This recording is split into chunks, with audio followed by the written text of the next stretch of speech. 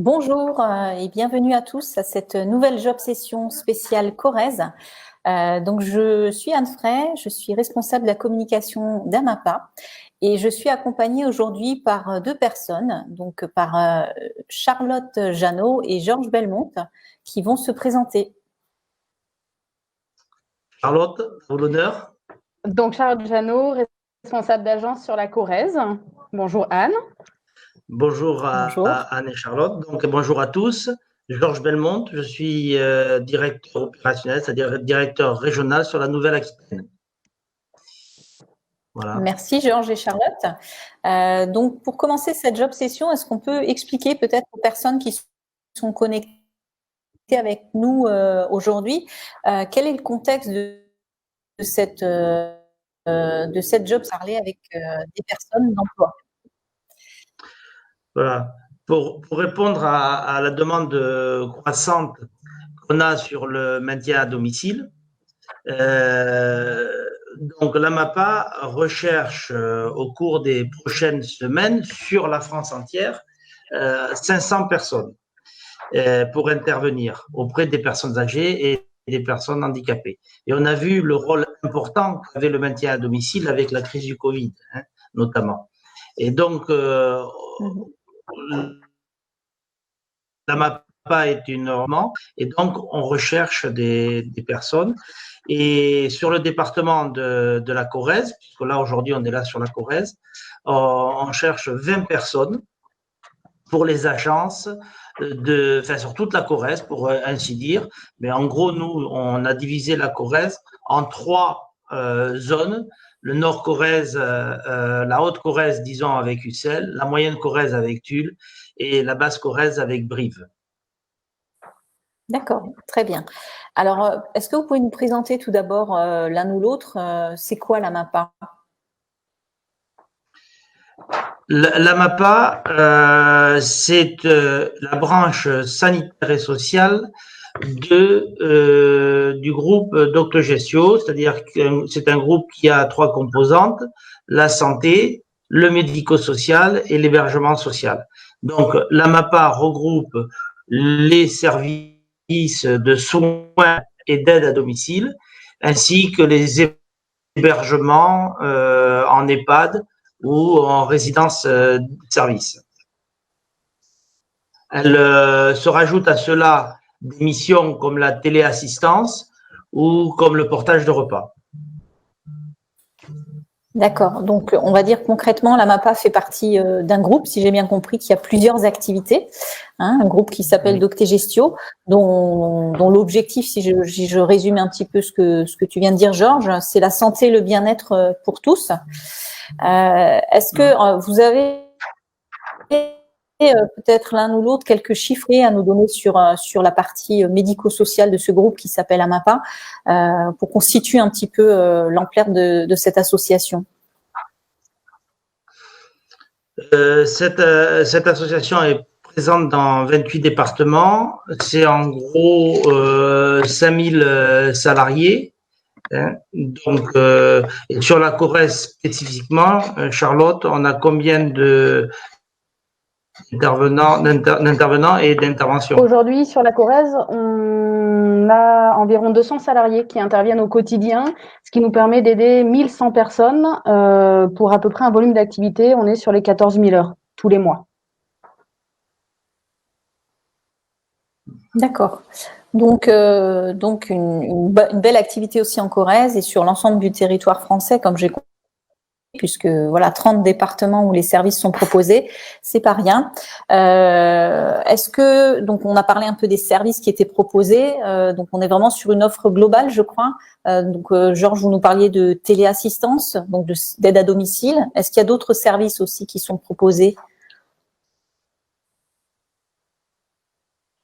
Le portage de repas, hein, Oui. où tu dis, Anne, vous parlez de dans le médico-social, hein.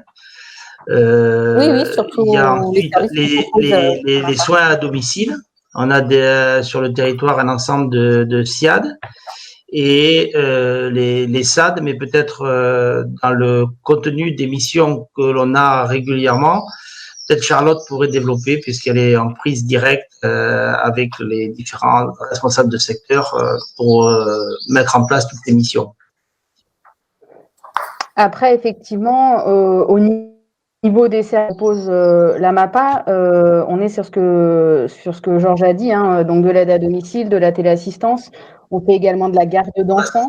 On a des soins infirmiers, on fait de la livraison de repas, on fait du soutien aux familles. On a vraiment des prestations diverses au niveau national. Sur la Corrèze, aujourd'hui, nous ne faisons que de l'aide à domicile et nous proposons le service de téléassistance. D'accord. Ok, très bien.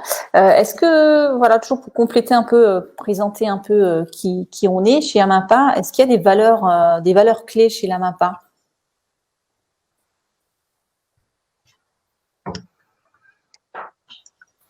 Charlotte, vous répondez ou je réponds? C'est comme vous voulez. Je vous laisse, Georges, je vous laisse. Il faut avant tout aimer les autres, hein, et vouloir les aider. Hein.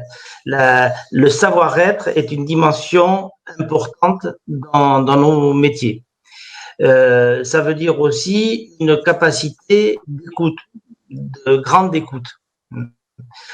À la fois au niveau des usagers et à la fois au niveau des intervenants. Avoir aussi des responsabilités. On fait partie d'une équipe, mais d'un autre côté, on est dans la relation à l'usager, c'est ça le cœur de notre métier. On se retrouve seul face à cet usager, donc ça nous demande une forte autonomie, d'être respectueux de la personne aidée et de son entourage. C'est-à-dire que on n'est pas là pour chambouler sa vie, on est là pour se glisser dans sa vie et pouvoir la soutenir et l'aider. On est dans ce maintien à domicile. Des personnes débutantes, parce qu'on peut dire c'est complexe, ça demande de l'expérience, oui, mais pour avoir de l'expérience, les débutants motivés sont bien sûr les bienvenus. On a beaucoup de jeunes qui nous rejoignent. On sait que ils vont gagner en expérience, mais à partir du moment où la motivation est là, des équipes comme celle que dirige Charlotte, tout ça les accompagne. Voilà. Donc, d'accord, très bien. On attend toutes les grandes qualités qu'il faut pour être. C'est les grandes qualités effectivement qu'il faut pour être aide à domicile. Donc concrètement, Charlotte, en Corrèze, vous recrutez quel type de profil, on va dire, métier, diplôme, pas diplômé. J'ai cru comprendre que les non également postulés. Aujourd'hui, on est ouvert à toutes les candidatures, hein, effectivement. On recherche des aides à domicile, on recherche des assistantes de vie aux familles, on recherche également des auxiliaires de vie, hein, donc diplômés, non diplômés. Bien évidemment qu'entre deux candidatures, on va prioriser un peu le diplôme, hein, ce qui garantit la professionnalisation de nos métiers. Mais comme le disait Georges tout à l'heure, quelqu'un qui n'a pas de diplôme est tout à fait en capacité d'exercer ce métier-là à partir du moment où elle sait faire preuve voilà, de capacité humaine, hein, de compétences humaines, effectivement. Donc, il n'y a aucun souci, tout le monde peut postuler. Voilà.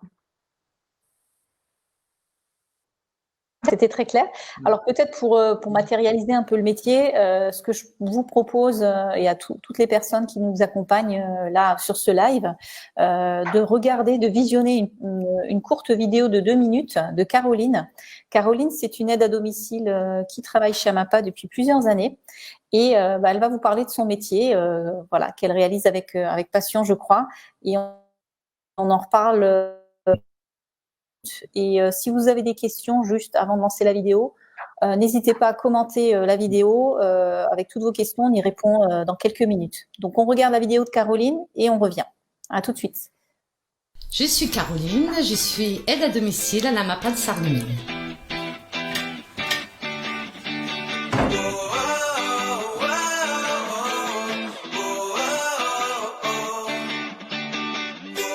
J'ai travaillé pendant plusieurs années en tant que caissière dans un magasin. Et en fait, je ne voulais plus travailler en magasin. J'ai décidé de me lancer dans l'AMAPA parce que ma grand-mère avait une aide à domicile qui venait d'ailleurs de l'AMAPA de Sarreguemines. Et puis, quand je me suis retrouvée au chômage, je me suis dit je vais postuler à l'AMAPA de Sarreguemines et à mon tour me consacrer aux personnes âgées. L'aide à domicile consiste à faire plusieurs choses. Déjà, le ménage chez les prestataires. Il nous arrive de faire la cuisine aussi. On peut faire des gardes, c'est-à-dire s'occuper de la personne âgée, lui tenir compagnie, faire des jeux, faire des promenades. On emmène aussi nos prestataires faire les achats dans les magasins. On les emmène chez le médecin s'il le faut, à la pharmacie. Voilà, on fait plusieurs choses. Ce que j'apprécie dans mon métier, c'est le contact avec les personnes âgées. On apprend énormément. Pour être aide à domicile, il faut être déjà motivé, avoir beaucoup de patience et être volontaire. Avoir le sens du contact avec les gens et surtout la bonne humeur et le sourire. Je suis contente d'avoir franchi la porte de l'AMAPA de Sarreguemines. J'ai des super chefs, toujours à l'écoute si ça va pas, et des super collègues aussi. Alors je vous dis, lancez-vous, ça vaut le coup. Faites un test, venez essayer ce métier, il est passionnant et vous apprendrez beaucoup de choses avec les personnes âgées.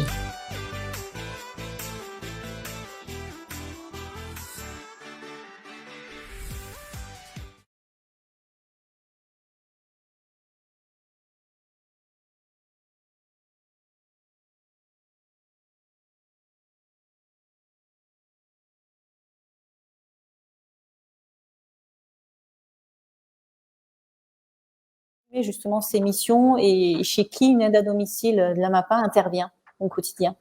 Donc, chez AMAPA, les publics que nos aides à domicile peuvent appréhender sont divers et variés. On intervient auprès de personnes âgées, on intervient de personnes en situation de handicap, on intervient également auprès de familles, mais on peut aussi intervenir auprès d'actifs pour les soulager dans la gestion quotidienne, effectivement. Au domicile des particuliers, on réalise plusieurs missions. Donc, les quotidiens de nos aides à domicile sont divers et variés. Ça va de l'aide au lever, le coucher, la toilette, l'habillage, donc des prestations un peu plus sur de l'aide humaine. On fait aussi de l'accompagnement aux sorties, notamment pour des courses, notamment pour maintenir une vie sociale pour les personnes qu'on accompagne. On va aussi intervenir autour des repas, ce qui est important pour les personnes qui ne sont plus en capacité de faire leur repas, pour les aider à le préparer éventuellement, ou on va même jusqu'à l'accompagnement de la prise de repas en lui-même. Et sinon, plus basiquement, on fait de l'entretien du cadre de vie, de l'entretien du linge. Voilà. On fait aussi de la garde d'enfants, ça peut arriver. Nos missions sont très variées. D'accord. Merci Charlotte. Alors là, je vois en même temps, donc dans les commentaires, on a Mila Lila qui nous pose une question sur justement, est-ce qu'on privilégie, on en a parlé, mais on va peut-être revenir dessus, c'était peut-être pas suffisamment clair, est-ce qu'on privilégie les personnes qui ont le diplôme d'assistante de vie aux familles pour le recrutement? Alors, bien sûr, quand une personne est qualifiée, et d'ailleurs, moi j'insisterai au niveau de l'AMAPA, notre objectif, c'est de qualifier aussi les personnels. Il y a une forte, à travers notre antenne DG Boost qui est consacrée à la formation, on met beaucoup de moyens pour accompagner la formation de tous nos personnels, y compris les intervenantes à domicile. Mais comment dire, ce qui prime quand même dans ce genre de métier, c'est le savoir-être. On peut avoir un savoir-faire très développé, mais le savoir-être. Alors, c'est pour ça qu'on est amené parfois à recruter des personnes qui n'ont pas nécessairement un diplôme, mais qu'on va amener à aller chercher ce diplôme. Et bien sûr qu'à équivalent de CV, une personne diplômée aura plus de chances qu'une personne non diplômée. D'accord. Très bien. C'est ce que conforte un peu. Il y a Léa Ribet qui a également commenté et qui a effectivement conforté ces propos-là en disant que le savoir-être et le savoir-faire auprès de différents publics est nécessaire et on a besoin de s'adapter effectivement à chaque fois, à chaque situation. Donc, elle confirme effectivement ce que tu viens d'expliquer, Georges. Donc, Léa, donc bien sûr, vous pouvez nous envoyer votre candidature donc sur amapa.fr. La déposer en direct sur notre site pour être très réactif ou sinon, si vous le souhaitez, le déposer également dans l'une de nos agences. Donc, je ne sais pas si vous êtes sur la Corrèze ou non. Donc, en Corrèze, c'est à Brive, à Tulle ou à Ussel. Vous retrouverez toutes les coordonnées sur notre site amapa.fr. Et si c'est pour un autre département, candidatez également, puisque on recrute partout en France. Donc, on a parlé tout à l'heure déjà des qualités essentielles qu'il fallait, donc le savoir-faire, l'adaptabilité, le sens des responsabilités, aider son prochain. Enfin, tout ça, c'est des grandes qualités indispensables pour exercer ce métier.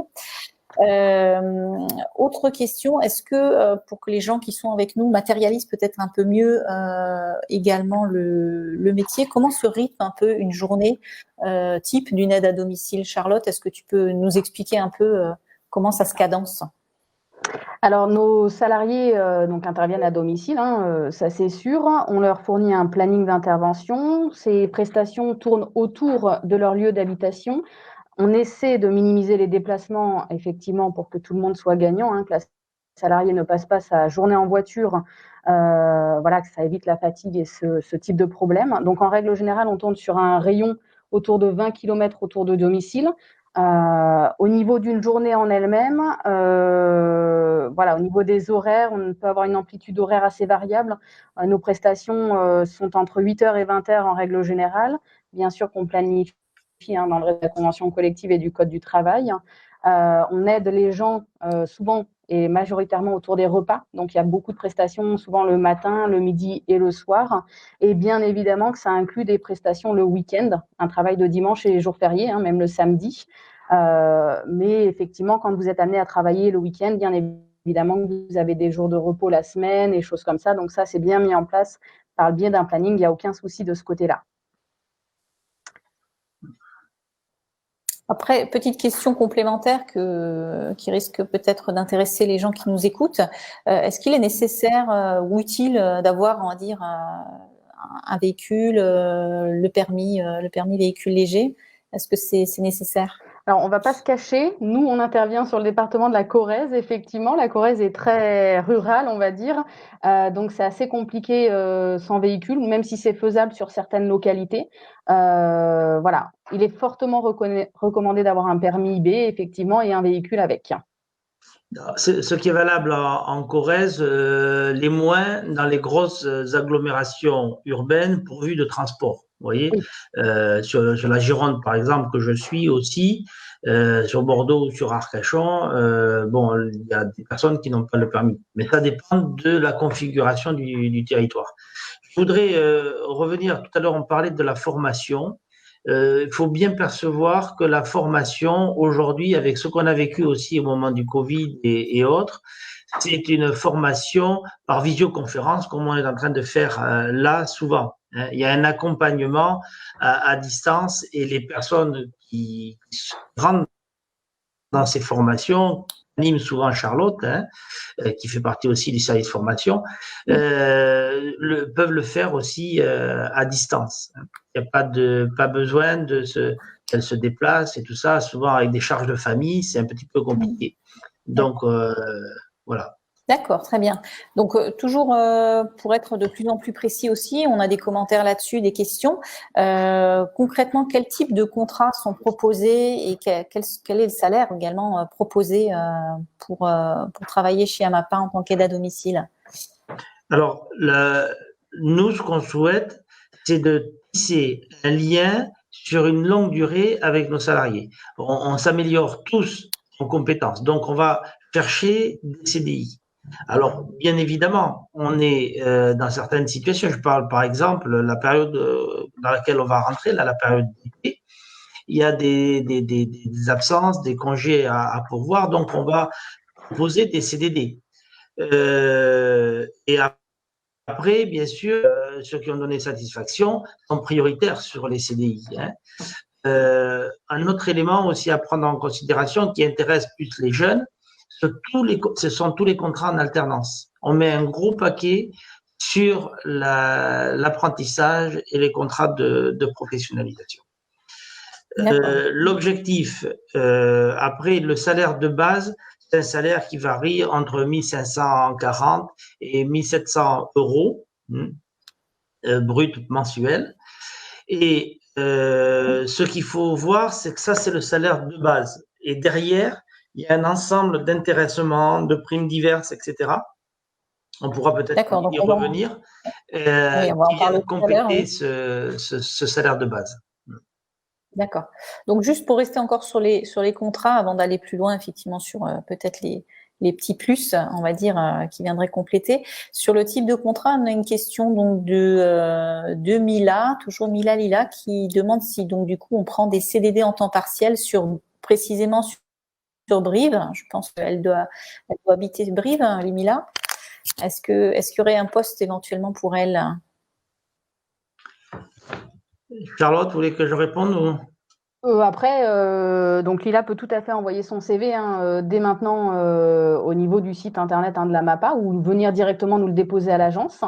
Il n'y a aucun souci, on la recontactera, on la recevra et on verra les possibilités.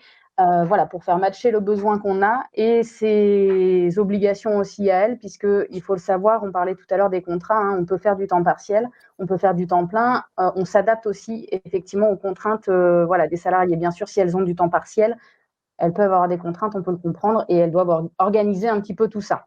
Donc Lila peut nous écrire dès maintenant, il n'y a aucun souci. Voilà, et le fait de passer en agence, c'est important, ça sera bien reçu, bien évidemment, et ça permet d'avoir le premier contact immédiatement, quoi. Alors, on a également Nathalie Murat qui nous demande si on propose un contrat, par exemple, sur les régions de Neuvic, Ussel, Lignac, Sérandon. Est-ce que c'est des zones également sur lesquelles il y a du recrutement actuellement? C'est la Haute-Corrèze, effectivement, secteur sur lequel on est très implanté. Oui, on recrute. Alors, est-ce que du coup, ça sera sur un 35 heures? On ne peut pas l'assurer là tout de suite. Mais j'invite Nathalie à revenir vers nous, éventuellement, à recandidater, puisqu'on a déjà eu le CV récemment. Donc, voilà, on reprendra contact avec elle rapidement de toute façon. D'accord. Très bien. Et donc, on avait également une question, on va peut-être le préciser là, c'est vrai qu'on n'a pas porté cette précision. Donc, Mila nous demande si on travaille également, si on propose des contrats ou des interventions en prestataire, certes, mais également en mandataire. Il faut peut-être expliquer en 2 mots ce que c'est mandataire, prestataire, la différence et peut-être est-ce que sur la Corrèze, on peut proposer ces 2 types de formules? Alors, nous, si vous voulez, bien sûr, il y a les 2 formules sur la Corrèze, et ça dépend des besoins de l'usager, du client, et on s'adapte en fonction de ses besoins. C'est pour ça qu'on ne développe pas, quand on parle et quand on expose, l'aspect mandataire ou l'aspect prestataire, parce que, si vous voulez, c'est vraiment en fonction des besoins. Le mandataire, c'est donc des salariés qui sont employés par les usagers à leur domicile. Ce sont les mêmes salariés qui reviennent chez l'usager. C'est géré, on a un service au niveau de la MAPA qui gère ce mandataire, qui apporte son conseil au niveau des usagers. Mais l'employeur final, c'est l'usager directement. Le prestataire, c'est donc la MAPA directement qui est employeur et qui répond aux différentes prestations. Voilà, c'est un peu la différence, mais surtout la vraie différence, c'est une réponse par rapport aux besoins de l'usager. Vous voyez, pour prendre un exemple, chez une personne très dépendante qui a des problèmes cognitifs, on va pas mettre du mandataire, c'est pas possible. Voilà, c'est pour marquer la différence. D'accord. Merci pour cette précision. J'espère que Mila, ça a été clair. Si une question, contactez directement les agences, l'agence qui vous a pas près de chez vous, et je pense qu'ils vous réexpliqueront et vous donneront tous ces détails si vous êtes intéressé plutôt par l'une ou l'autre des modes d'intervention, l'un ou l'autre, pardon. Juste encore, donc on va continuer un peu notre présentation. On a juste effectivement encore Manon. Je réponds à Manon. Donc je pense que si vous avez candidaté effectivement, que Charlotte et ses équipes ont bien reçu votre candidature, donc vous êtes titulaire d'un CAP aide à la personne. Donc je pense qu'effectivement c'est un plus effectivement pour intégrer nos équipes. Charlotte, tu me confirmes? Je confirme, nous avons reçu le CV de Manon hier et donc elle va être contactée. Si ce n'est pas aujourd'hui, ça sera demain. Voilà, donc Manon, peut-être bientôt chez nous. Voilà, donc on poursuit un peu parce que je crois qu'on a encore une partie à vous présenter à tous. On en a parlé brièvement tout à l'heure. Ce sont effectivement les avantages qui sont offerts donc à toute personne qui rejoint les équipes d'Amapa. Alors, est-ce que vous pouvez nous en parler un petit peu, Charlotte ou Georges, à tour de rôle ou l'un et l'autre, parce qu'il y a plusieurs types d'avantages, je crois, notamment surtout au niveau des missions, au niveau des outils, on en a déjà parlé un petit peu, mais est-ce qu'on peut les représenter? Oui, j'essaierai d'être synthétique. Donc, on a la souplesse des missions, une organisation collaborative, une participation aux frais de déplacement, par exemple, puisqu'il y a des déplacements, la question des réductions sur l'entretien des véhicules, puisqu'on a des partenariats au niveau national. On a aussi… On en a déjà parlé, je crois qu'il y a aussi des avantages effectivement sur la formation, la santé, oui. tout ça. La formation, c'est, comment dire, c'est un gros point sur lequel on met l'action. C'est quelque chose de très important dans le groupe. On y a même dédié une organisation particulière. Et donc, on essaie de faire monter en compétence nos différents salariés. Il y a la question aussi de la mutuelle, une mutuelle spécifique, une couverture sociale.